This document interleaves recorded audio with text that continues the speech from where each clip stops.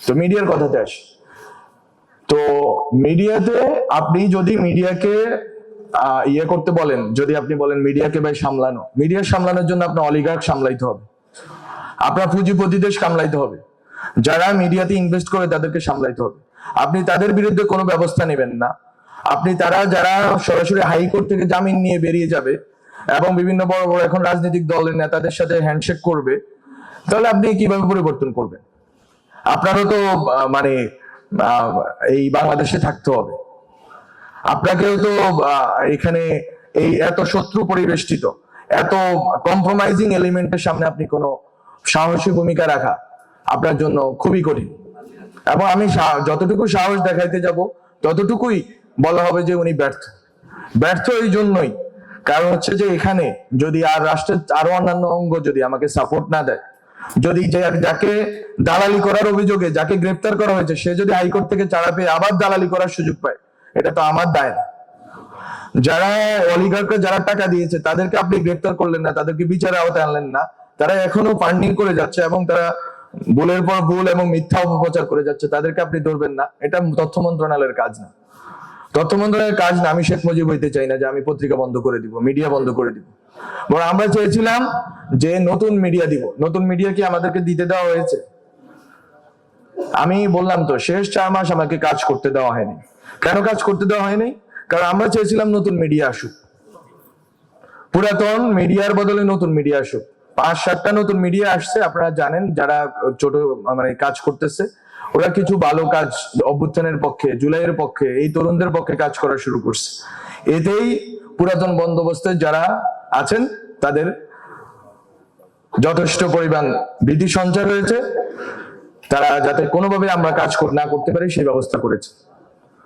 তো এই পুরাতন বন্দোবস্ত থেকে নতুন বন্দোবস্তে পদার্পণের যে 4টা কথা বললাম, যে আপনার ক্ষমতার কাঠামোর পুনর্বিন্যাস লাগবে, সম্পদ এবং আপনার ভূমির পুনর্বিন্যাস লাগবে, আপনার এই যে ন্যাশনাল ক্যাপিটাল বা জাতীয় পুঁজি যাকে বলি আমরা, সেটার পুনর্বিন্যাস লাগবে। সেটার পুনর্বিন্যাসের ক্ষেত্রে অলিগার্কদের অথবা দুর্নীতিবাজদের অথবা এখানকার যে সিস্টেমেটিক যে রিপ্রেশন আছে, এখানের সাথে জড়িত যে আমলারা আছে, তাদেরকে আপনাকে ধরতে হবে, ডিসমেন্টাল করতে হবে। থার্ড যেটা বললাম, সিভিল সোসাইটি এবং কালচারাল যে সফট পাওয়ার আওয়ামী লীগের জন্য আবে হায়াত ছিল, সেই সফট পাওয়ারকে ডিসমেন্টাল করতে হবে। এর কোনোটাই সম্ভব হয়নি।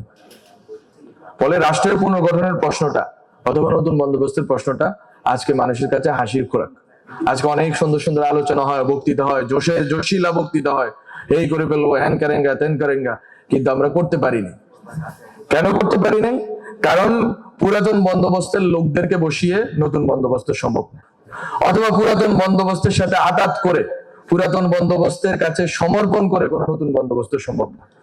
আমরা যদি সাহস করতে পারতাম, আমরা যদি যে সাহস আমাদের 5 আগস্টের আগের দিনও ছিল, সেই সাহসটা যদি আজকেও থাকতো, ইনক্লুডিং মাইসেলফ, তাহলে আমরা হচ্ছে যে নতুন বন্দোবস্ত করতে পারতাম। আমরা এতক্ষণে ক্ষমতার কাঠামোর পুনর্বিন্যাস করে ফেলতাম। আমরা এটার জন্য সংসদ বসাইতাম না, নতুন রিফর্ম কি বলে, রিফর্ম অ্যাসেম্বলি আরো কি বলে, এগুলো করতে হইতো না, গণভোটের প্যারায় আমাদের যাইতে হইতো না, গণপরিষদেই বাস্তবতা ছিল। আমার এখনো মনে পড়ে, একটু পরে আলী রায় স্যার কথা বলবো। আলী রায় স্যারকে যখন আমরা বলছিলাম, আমরা 3 জন উপদেষ্টা, ছাত্র উপদেষ্টা, যে আপনি আসেন দেশে, সংবিধান পুনর্লিখিত হবে। ওই সময় আমি সংবিধান কমিশনের মেম্বার ছিলাম, ওইখানে আমার বক্তব্য দেখবেন। আমরা বলছিলাম যে সংবিধান পুনর্লিখন হবে। সেই পুনর্লিখন থেকে এখন সংবিধান যে বদলাবেন, এটা পুরাটা চলে গেছে আরেকটা গভর্নমেন্টের হাতে। এই যে ব্যাক স্লাইডিংটা হইলো, এটাই হচ্ছে যে সমর্পণ করা পুরানো বন্দোবস্তের লোকদের কাছে। সেটাও আমরা করতে পারিনি। আজকে এখন আমরা বলতেছি যে গণভোট দেন, তারপরে আমরা কিছু একটা করব। সেই প্রমিস কি রাখা হবে? সেটা নিশ্চয়তা কি? কারণ গণভোটের কোনো লিগাল, মানে আপনার লিগাল বলতে একটা হচ্ছে লিগাল আর একটা হচ্ছে কনস্টিটিউশনাল। আপনি সংবিধান পরিবর্তন করবেন, কিন্তু আপনার কোনো কনস্টিটিউশনাল ভ্যালিডিটি নেই, আপনার আছে লিগাল ভ্যালিডিটি। কোনটা প্রাধান্য পাবে? অবশ্যই কনস্টিটিউশন প্রাধান্য পাবে। তো এইরকম অনেকগুলো কোয়েশ্চেন আমরা বলার চেষ্টা করেছি, করার চেষ্টা করেছি। কোয়েশ্চেন করার কারণে অনেক ক্ষতিগ্রস্ত হয়েছে গভর্নমেন্টে থাকা অবস্থায়। এখনো হচ্ছে না এরকম না, এখনো হচ্ছে, কিন্তু আমি আমার পজিশনে একা হইলেও দাঁড়ায় থাকতে চেয়েছি।